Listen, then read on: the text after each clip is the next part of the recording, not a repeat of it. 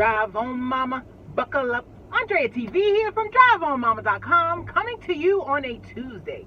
Tuesday is the slowest day of the week, followed by Wednesday. But you want to know, what does it mean if you get that sign at the end of an order that pops up in yellow that says, order extremely late? Doordash is letting you know that your order was extremely late, and alarm, temporarily anyway. When that happens, you're most likely going to get a contract violation. Extremely late is more than, or 10 minutes or more. So once you hit that 11-minute mark, or 10 minutes and change, because I've had several of those over my Doordash time, it's going to cause a contract violation. And late, I talked to a representative after one of the violations, and late is after 5 minutes.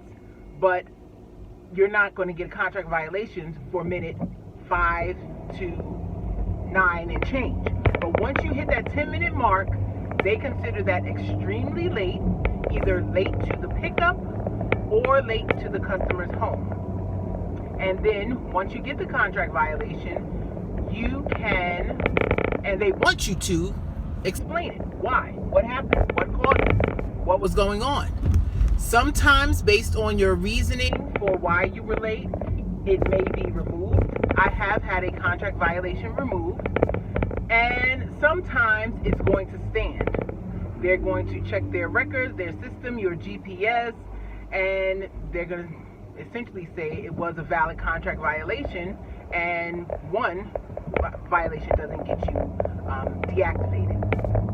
So if you get that order extremely late Doordash message and you file an appeal / give them a reason why, and they investigate and come back to you in email form letting you know what the result is, and the result is that the violation stands, how long does it take for it to fall off? Because they're not permanent. They do fall off after you have completed 100 additional orders. If you are part-time, it may take you a while to get to that 100. If you are full-time, like I currently am at the present moment of recording this video, then it's going to take you about a week and a half if you work on average 40 hours a week. So after that 100th order, it will fall off automatically. If you get another one during that time, you may want to try to speed things up or whatever's causing it, get it in line, because they don't give you a specific number on exactly how many violations will get you deactivated, and it's always within their discretion.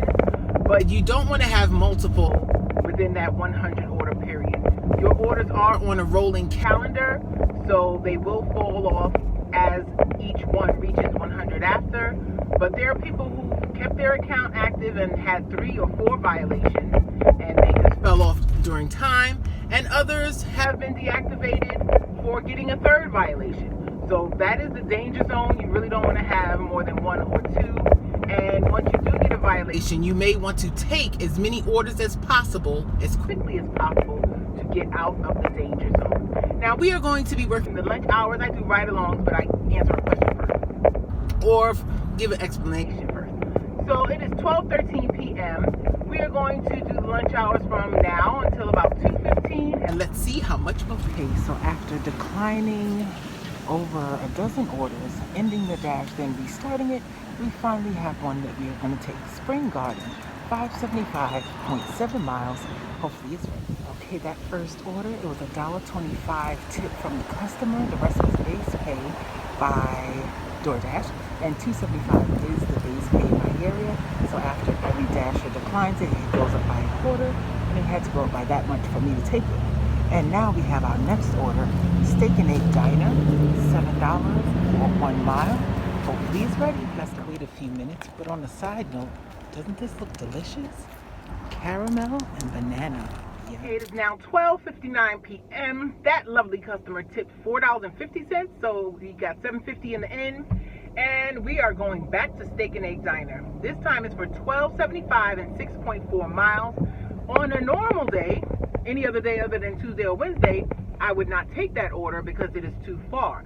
But the way today is going, if I want to make any type of money this lunch hour, we're going to eat. And while we were in the Steak and Egg Diner, they sent an add-on for $7, an additional 2.2 miles. We accepted. Let's go. Okay, both orders dropped off. It is now 1:48 p.m. That is one of the reasons why I do not take high mileage orders in the market where I work. Plus, the Wawa was a 0 tip. And it was to a school for a student. And she said, leave it, at the security desk. There was no one at the security desk. Someone who worked there opened the door for me. She looked like she was probably part of the janitorial staff. But then someone else took the food. I said, this is for Rafia. She looked like she could have been security. Navy blue shirt, navy blue pants, silver rimmed glasses, and long twists/dreads. And she took the food and walked towards students. 5 minutes later, she calls. Doordash order calls on the phone. Hey, this Doordash. Where's my food? I don't see it. You took it? I said I gave it to, and then I described the person. And then a gentleman in the background is also telling her who has it. And she says, bruh, and hangs up. Just hangs up the phone. Then 2 minutes later, she sends a text. I don't see it. So then I described fully every detail I remembered about the young woman who took the order, and then I called DoorDash support to make sure to cover my behind, just in case it disappeared and she never received her food. That's why I really don't like messing with no tips, but sometimes you never know, and you get that. And on our way back to our zone, they sent us an order going back into our zone, $8.25 for 5.9 miles. And we are going to the Desert Ethiopian restaurant. Let's go. Well, here we are having more fun with DoorDash. That restaurant, which is more like a bar and lounge, I walked in, a gentleman got up off the sofa and said, you're here for? I said, a DoorDash order for so-and-so? He's like, we didn't get any order. And he proceeds to walk over to the bar. It's more like a bar and lounge than a restaurant. And I smell nothing happening in the air at all. And he calls someone on the phone that doesn't pick up. I said, well, if you didn't receive the order, is there someone here to cook the order? Because there is no smells in this restaurant at 2 o'clock in the afternoon, and you're a restaurant.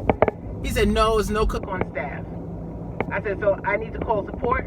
He's like, yes, you're going to have to call them. I called them and start driving back to the avenue. Not until the lady, the DoorDash support person, calls to confirm with them and is on the phone for almost the whole 10 minutes, because I'm 10 minutes away now. She comes back and says, well, the merchant didn't have the order, but now they do have the order, and they said the order will be ready in 5 minutes. So your choices are complete the order or unassign the order, and your completion rate will be affected. So now our 5.9 miles, which I wouldn't have taken unless it was going back into the zone, is turning into almost double that for $8.25. I like driving for $2 a mile or as close to it as possible. This is not a good lunch hour. Tuesdays are not the best in my market. Well, it's now 2:44 p.m. The dash has been over. Do you know when I got back to the restaurant, after telling the agent, don't unassign me, she unassigned me. I got a ding for a new order right when I was on the block of the restaurant. I called support after declining that order and spoke with the person who picked up, and then she said, after putting me on hold, yeah, you were unassigned. I'm so sorry. I said, yeah, I'm going to need a supervisor, because if a support agent who is not a supervisor has the ability to affect my completion rate, I need to know, when did that start and when will it stop, and were you aware of it?